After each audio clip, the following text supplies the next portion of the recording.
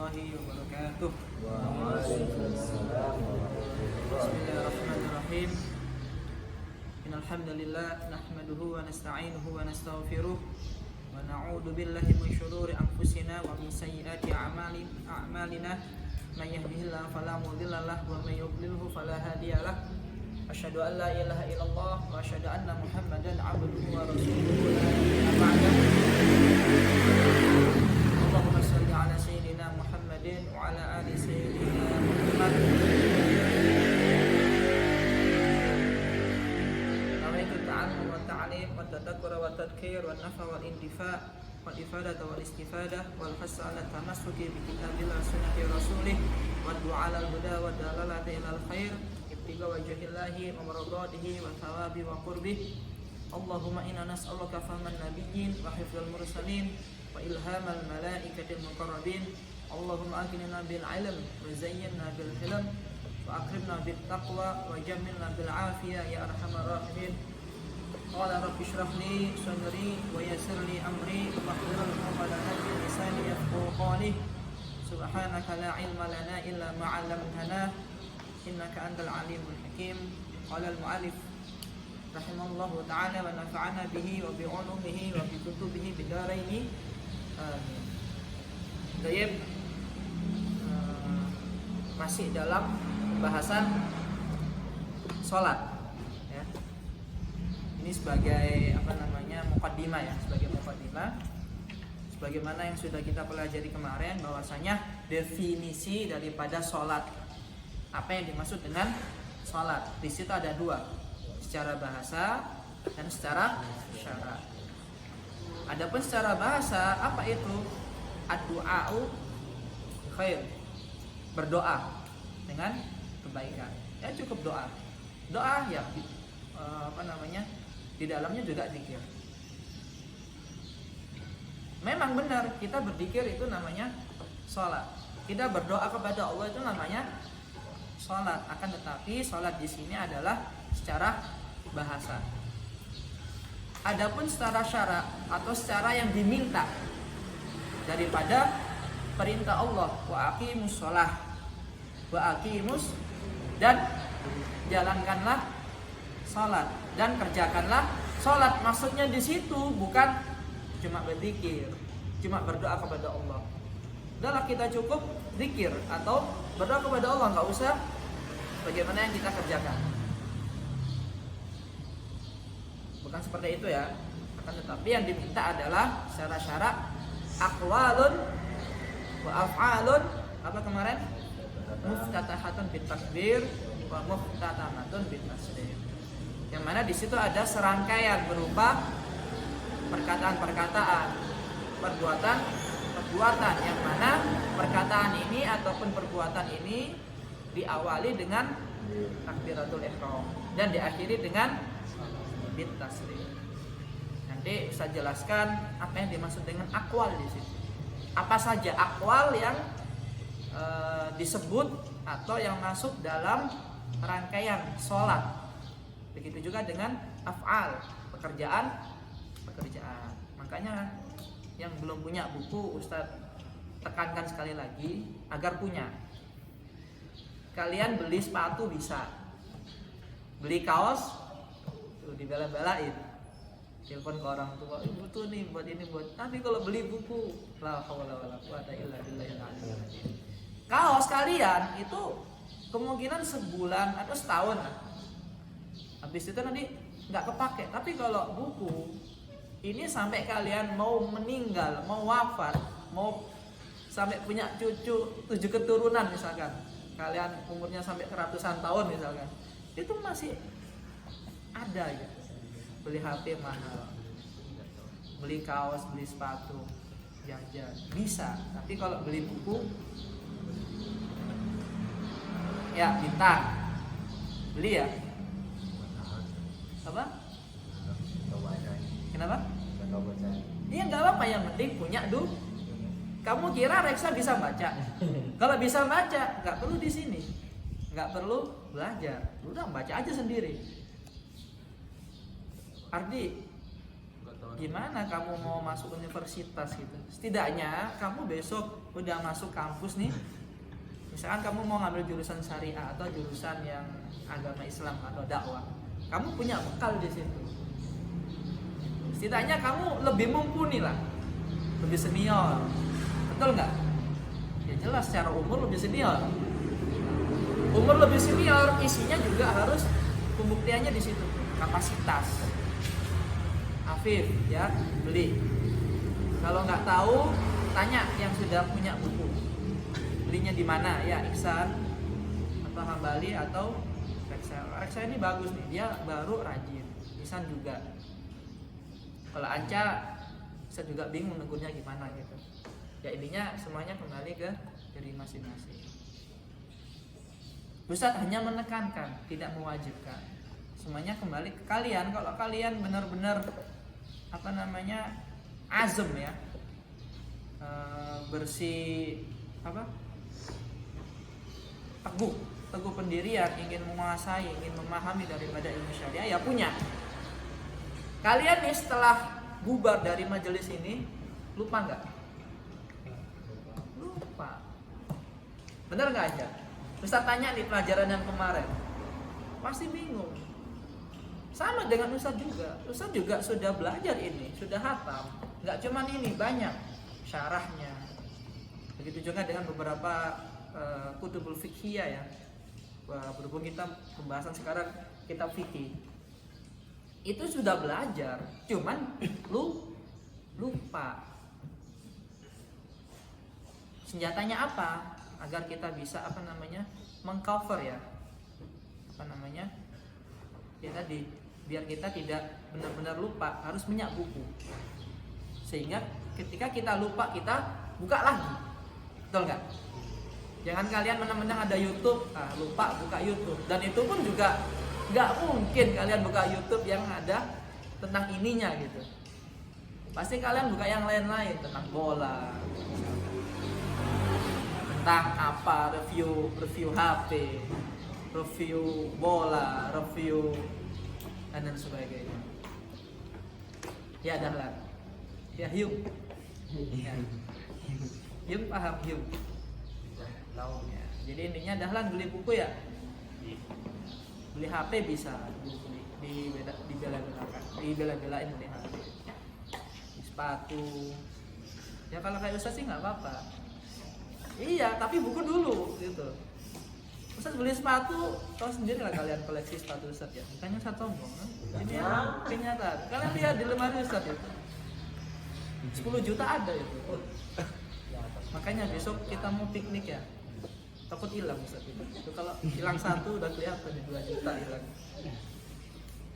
Ustaz punya ini, tapi ini buat contoh aja ya, bukan untuk ini. Tapi tetap buku ada, walaupun pinjam. Kan ada.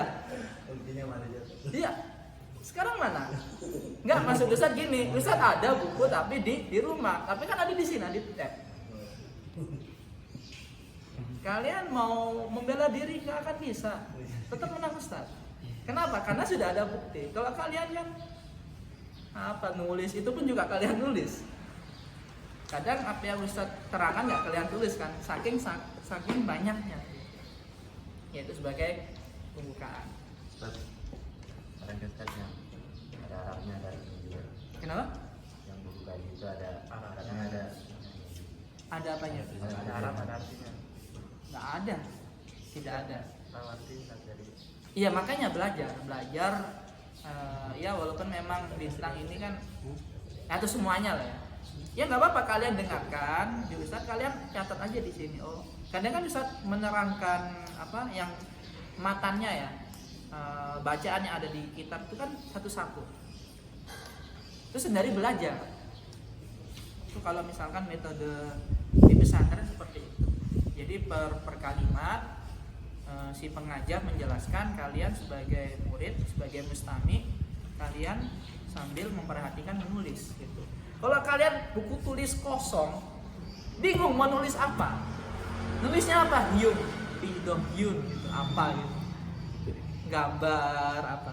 Saya yakin itu ada salah satu di antara kalian. Saya seperti itu. Sama dengan ketika besok pelajaran bahasa Arab.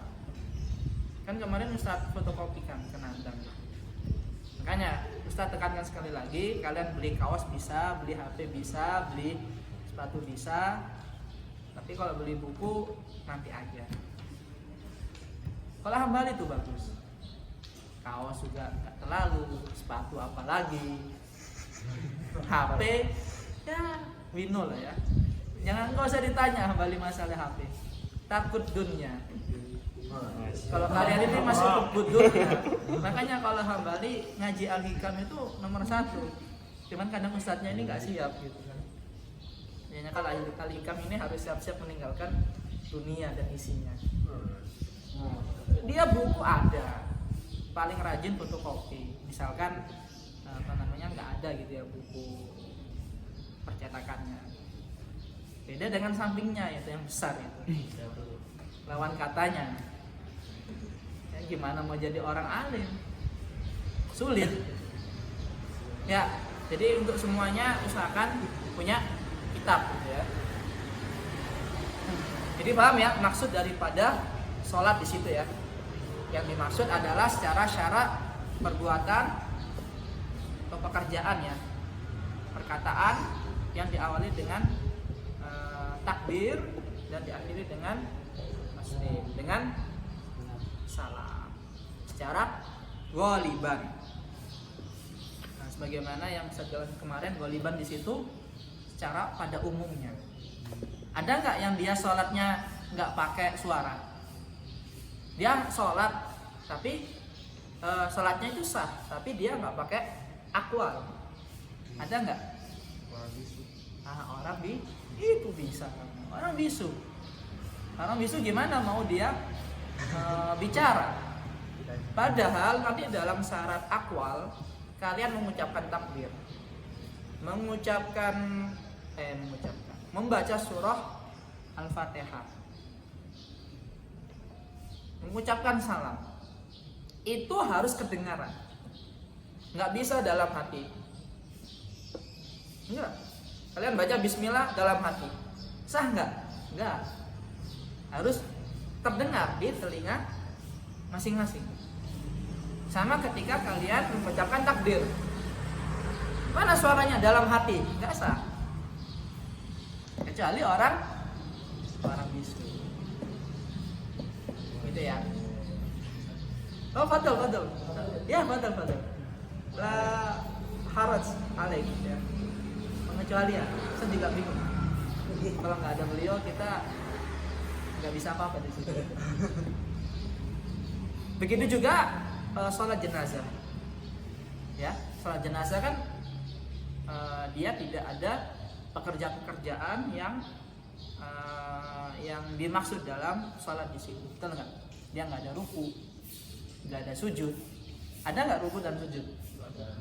Kalau ada berarti harus belajar lagi gitu. Tiadalah. Jangan ngelamun, takutnya nanti kamu sholat jenazah gara-gara Ustaz ngomong ruku sujud nih. Akhirnya apa?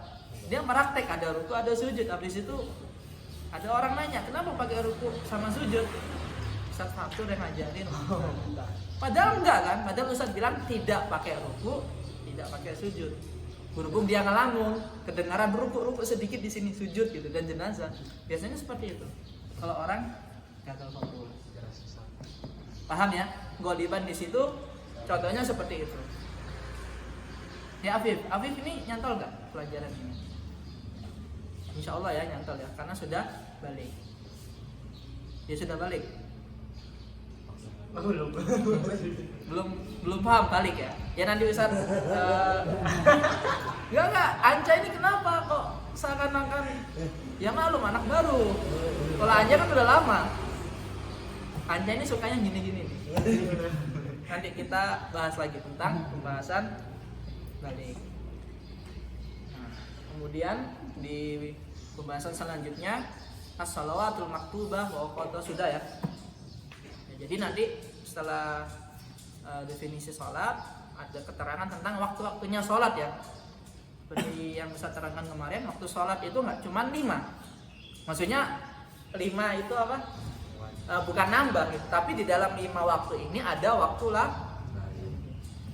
Aqimis sholata gimana? Lidulukis syamsi ila ghasaqil lail wa qur'anal lah.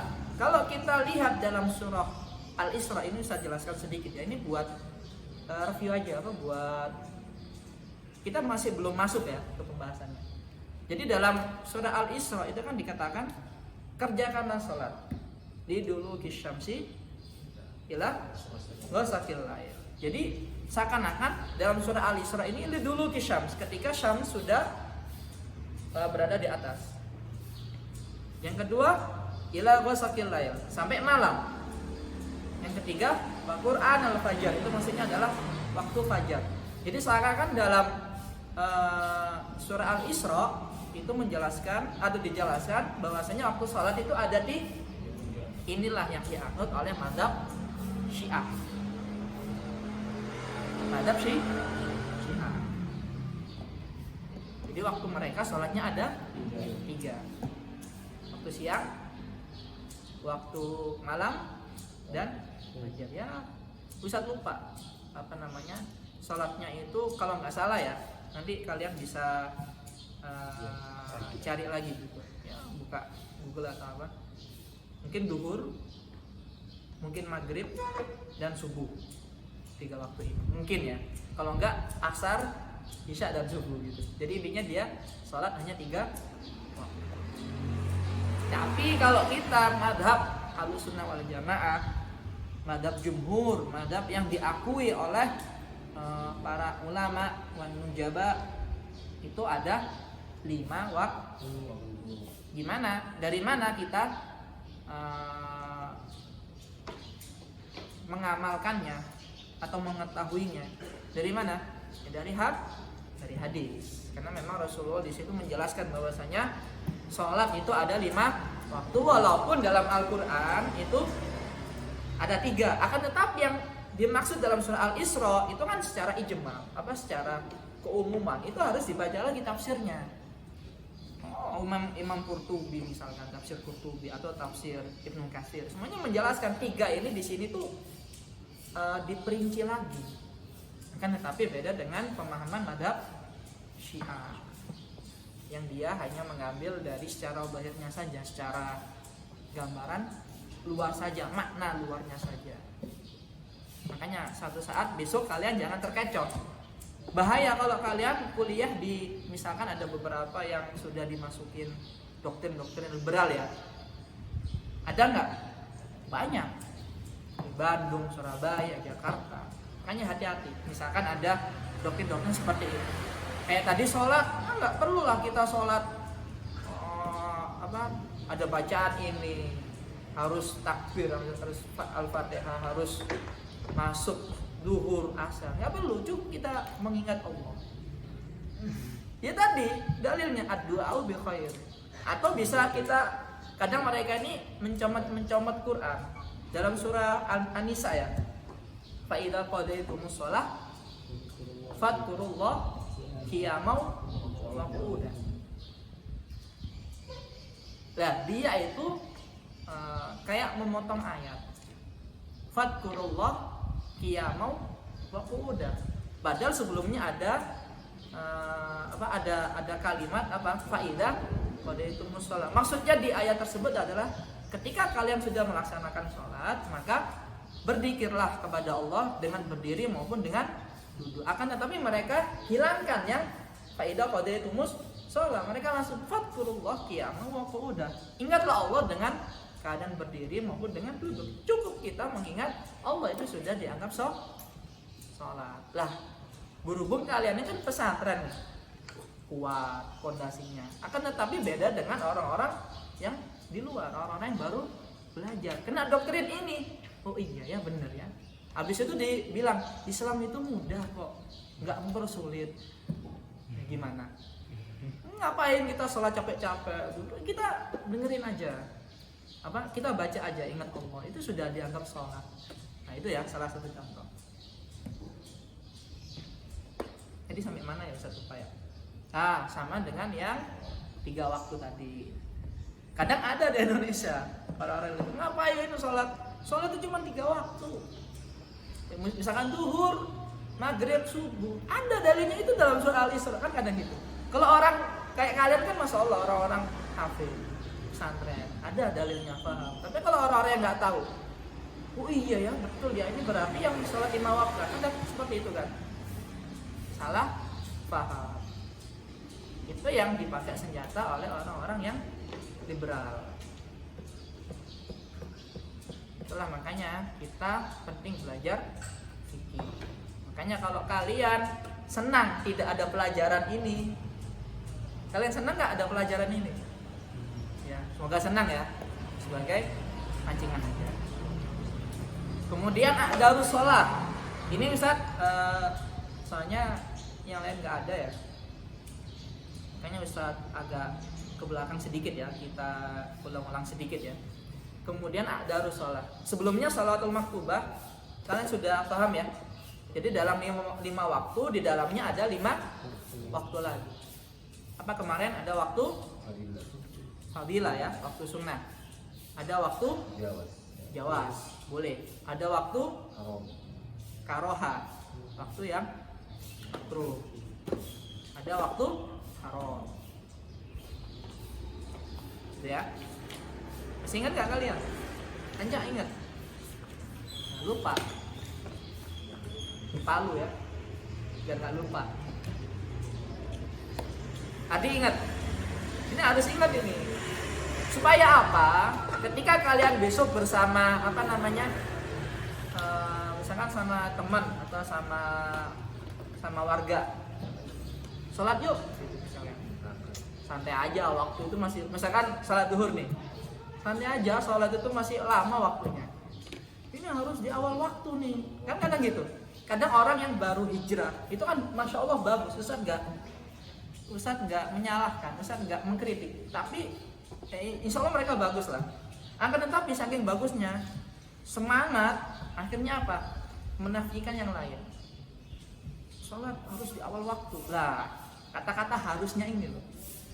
Gimana katanya anak pesantren? Katanya ini sholatnya agak nanti-nanti. Nah, kalau dalam pembahasan fikih itu tadi kalian harus memahami tentang 5 waktu tadi. Jadi tidak harus sholat di awal.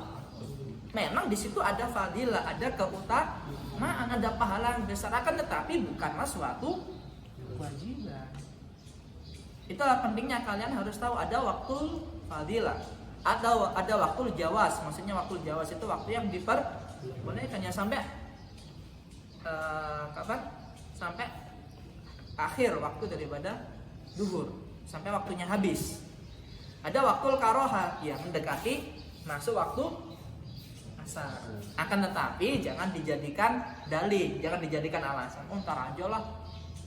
Ini nggak belajar fikih, ntar aja lah. 2:30 masih lama ini waktu kan kadang itu. Kayaknya pemain PS. Masih lama. Tidur dulu. Apa? Tidur dulu. Nanti tidur kita jelaskan ya. Kalau tidurnya kebablasan gimana? Nanti ya. Bisa tidak menyalahkan, cuman mengasih edukasi saja. Ya kan? Bahwasanya sholat di awal waktu itu kan kadang gitu, harus. Itu hanya suatu fadilah. Tapi kalau misalkan besok ketika pulang, misalkan orang tua kan kadang seperti itu. Oh, katanya di pondok tapi sholatnya nggak jamaah misalkan, atau sholatnya nggak tepat waktu. Maksudnya tepat waktu itu harus adzan baru sholat. Itu kalian jangan dibantah, ya namanya orang tua. Kalian jangan kasih dalil ini yang wah ibu ini nggak belajar fikih. Waktu sholat itu bu, itu nggak seperti itu, nggak cuma satu waktu. Sebenarnya ada waktu tertentu. Memang di awal waktu itu sunnah, tapi masih bisa dikerjakan kan gitu. Kalau orang lempar batu sembunyi tangan gitu ya, nggak mau disalahkan. Bahkan kalau kita sholat 2:30 masih bisa bu, gitu kan kadang gitu. Udahlah santai aja, jangan ya. Ini hanya buat pribadi, ya, buat pemahaman diri sendiri. Karena apa? Karena nanti takutnya ada yang misalkan orang sibuk kerja, ya kan? Atau yang di kantor kan kadang dia istirahat jam 1 misalkan, ya kan gitu. Karena istirahat kantor jam 1. Waktu fadilahnya kan pasti lewat, betul nggak? Duhur misalkan jam 12. Misalkan dia harus adzan duhur jam 12, ya gimana? Kan nggak bisa.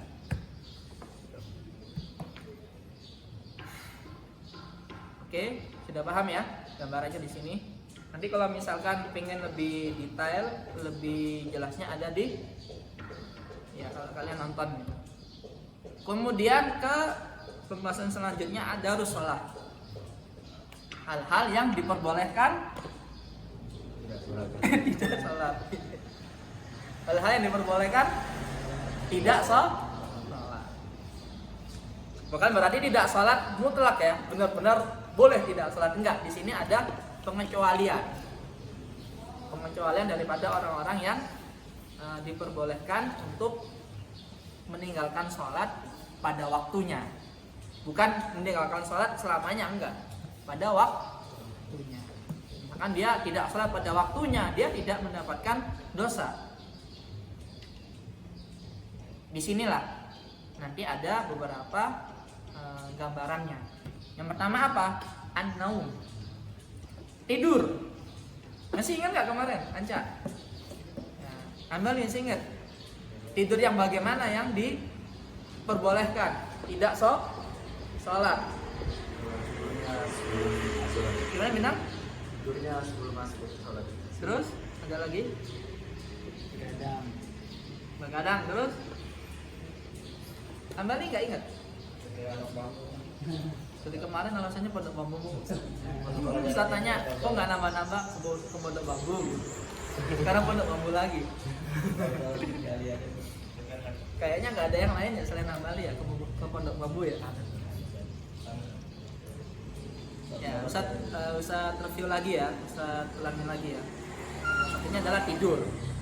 Orang tidur dia mendapatkan keringanan untuk tidak sholat.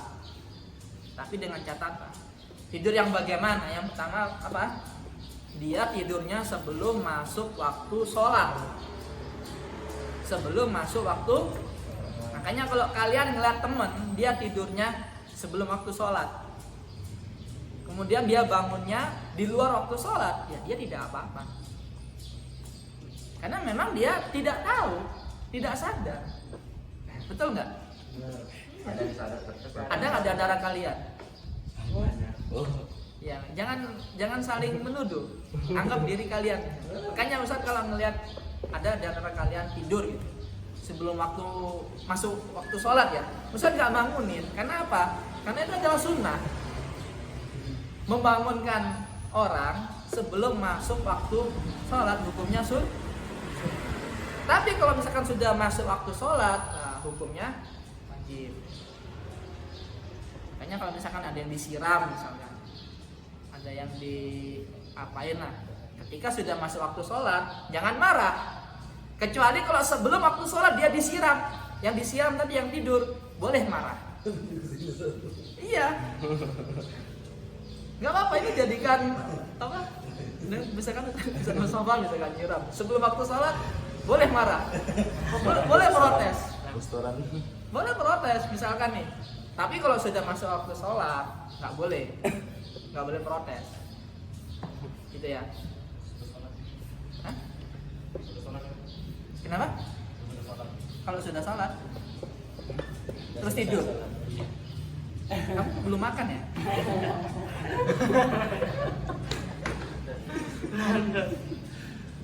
Gimana mau masuk kuliah? Ini kamu bercanda atau nggak paham sih Dahlan? Semoga bercanda ya. Nggak, kalau misalkan serius nih, gimana mau masuk kuliah gitu? Afif lo ketawa Afif. Itu yang pertama. Yang kedua, ketika sudah masuk waktu sholat,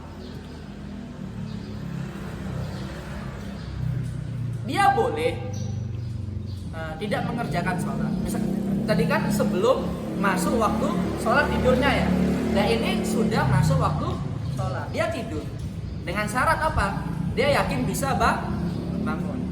Misalkan dia ada HP buat alarm, atau dia sudah bilang ke teman, nanti bangunin ya, soalnya dia sudah masuk waktu sholat. Itu tidak apa-apa. Tapi kalau misalkan dia sudah masuk waktu sholat, dia nggak yakin akan bangun gitu kalau misalkan tidur, atau misalkan dia nggak ada teman untuk diminta tolong untuk membangunkan, maka itu tidak termasuk pengecualian, tetap dia mendapatkan dosa. Itu yang kedua. Paham kalian? Adi paham? Apalagi Ustaz nerangan pakai bahasa Arab ya. Iya, kalau Ustaz di Yaman bahasa Arab penjelasannya. Paham nggak paham, kita harus paham gimana caranya paham. Kemudian yang ketiga, di sini ada pembahasan tentang yang dia itu sering begadang. Sering begadang, dia tidak tidur sampai malam, misalkan sampai jam 3. Habis itu tidur, bangun-bangun subuh sudah lewat.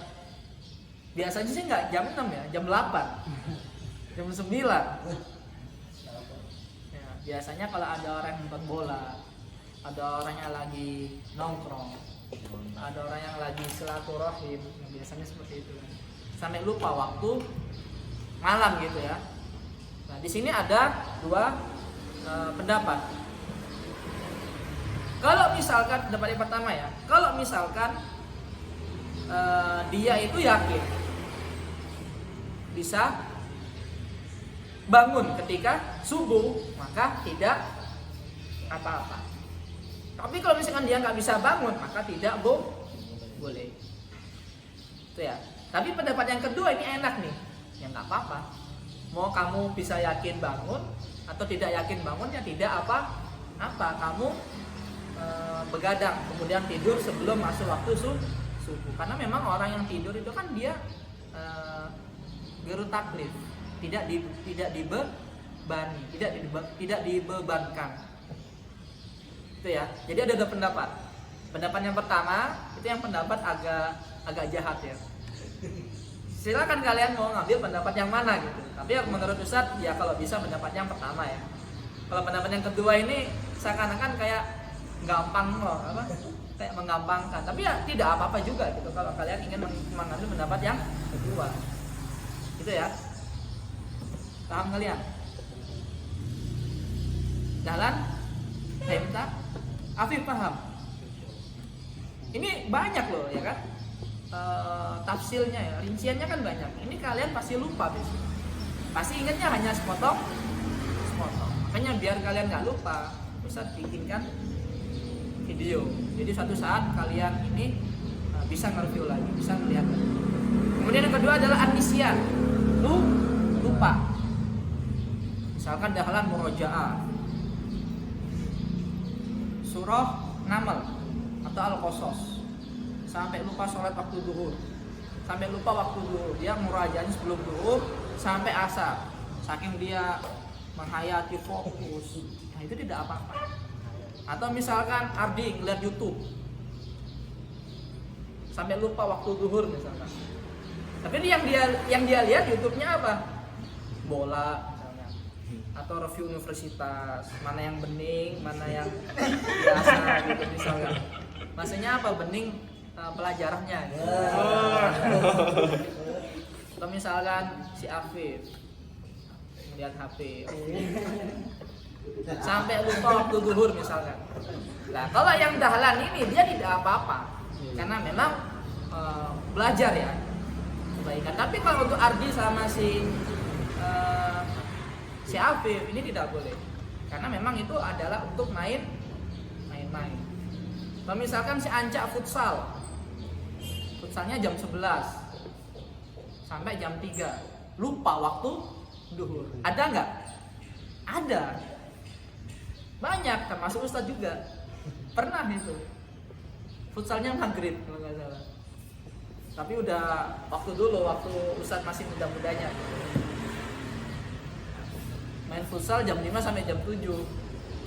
Dan saat itu Ustadz benar-benar lupa salat maghrib. Dan itu memang tidak sengaja. Ya intinya dosa. Gitu ya. Kalau untuk perbuatan yang berbau ukhrawi, maka itu ma'fu, ditakhfif, tidak apa-apa, tidak mendapatkan dosa. Tapi kalau untuk urusan yang main-main duniawi maka dosa. Itu ya. Main PS sampai lupa, atau main PUBG si Dahlan sama si Nandang biasanya sampai lupa kan. Hari Sabtu itu kan kalian ini seakan-akan orang amnesia semua.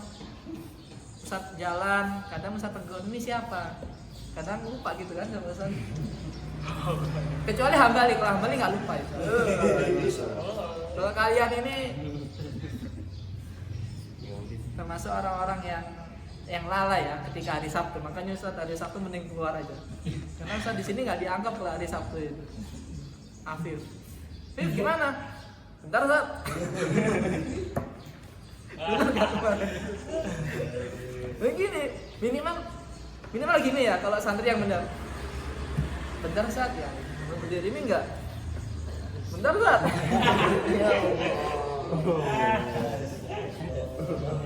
Salah satu contoh. Sama juga Hanif. Dia nggak ada, banyak lah, nggak cuman Afif. Sama juga Isan. Semuanya lah. Kecuali kalau Reksa masih ingat lah Reksa.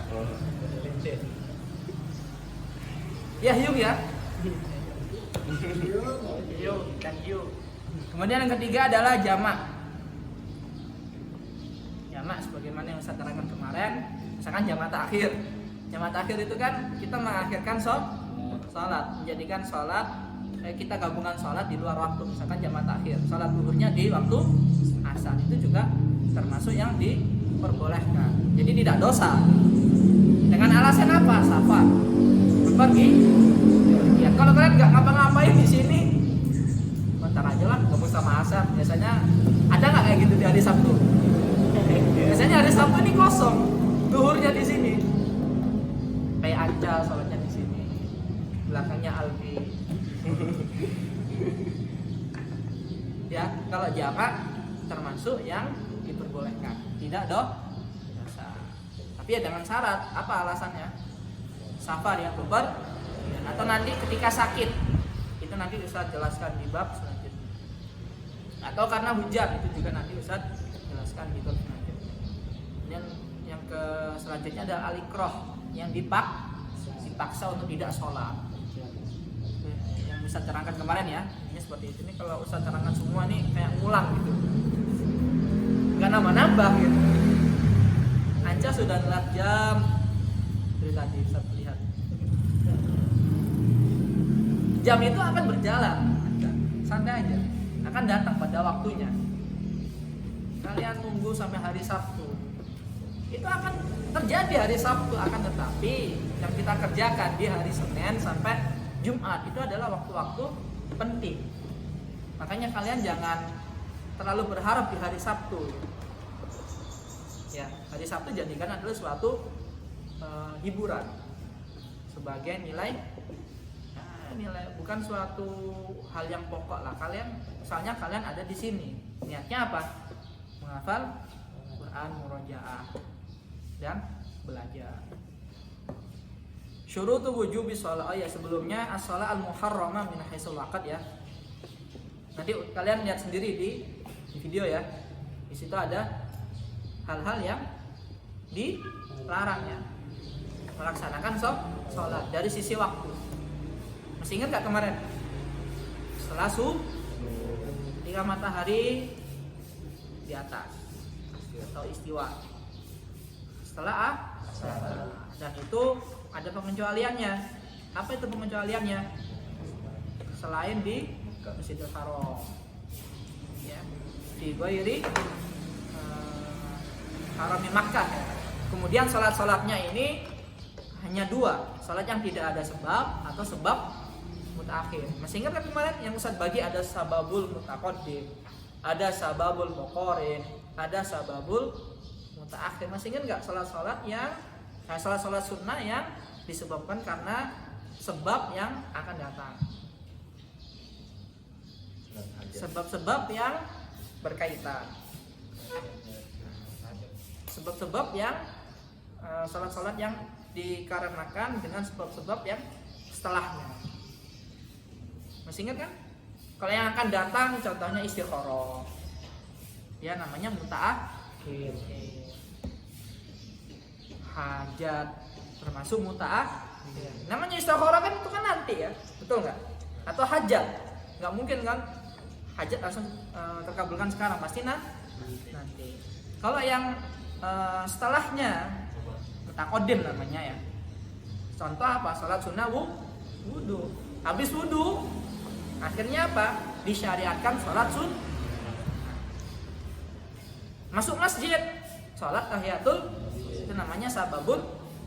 Akan tetapi di sini ada dua pendapat. Ada yang mengatakan salat tahiyatul masjid itu termasuk salat sunnah mutlak atau salat yang tidak ada sebab.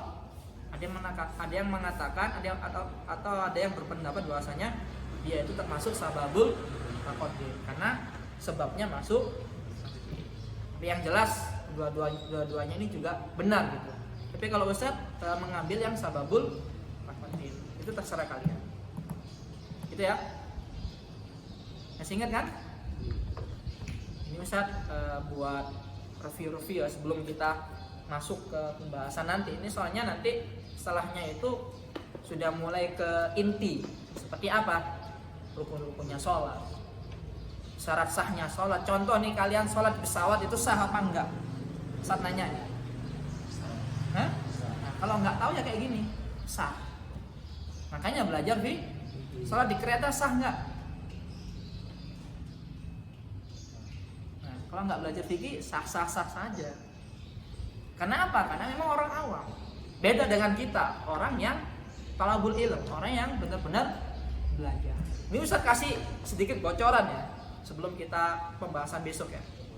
Salat dalam kereta gimana mau dibilang sah? Kalian salat di kereta duduk apa berdiri? Menghadap kiblat enggak? Padahal nanti akan kita bahas dalam hal-hal yang rukun sholat misalnya, itu wajib berdiri. Kalau nggak berdiri ya tidak sah.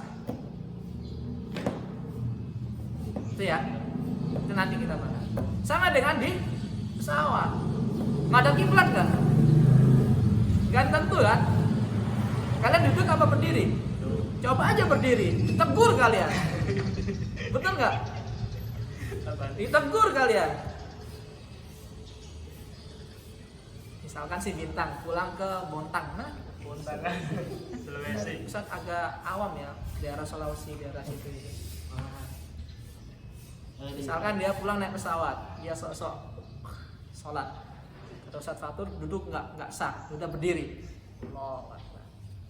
Pakai kaos misalkan. Tegur sama pramugari. Mas, pegang gini ya, sudah batal. Itu aja kan, kalau pembahasan yang hal-hal yang membatalkan wudu kan, udah nggak perlu kaedah-kaedah yang dalam ini ditegur, mas, silakan duduk, udah batal seketika. Gitu ya. Lanjut. Nah, tadi alhamdulillah. Lanjut nggak ini? Lanjut apa? Sudah, mau istirahat. Jangan dibilangnya. Lanjut. Ya, satu bab lagi ya. Gimana, lanjut nggak? Nah, tadi alhamdulillah. Alhamdulillah. Ya, cukup sekian ya. Ini dari Ustadz, maksudnya buat hari pertama di semester kedua ya. Kita anggap semester kedua. Karena semester yang pertama kita sudah 4 bulan ya belajar fikih, yaitu dari bab awal sekali sampai bab toharo dan ke bab sholat sedikit.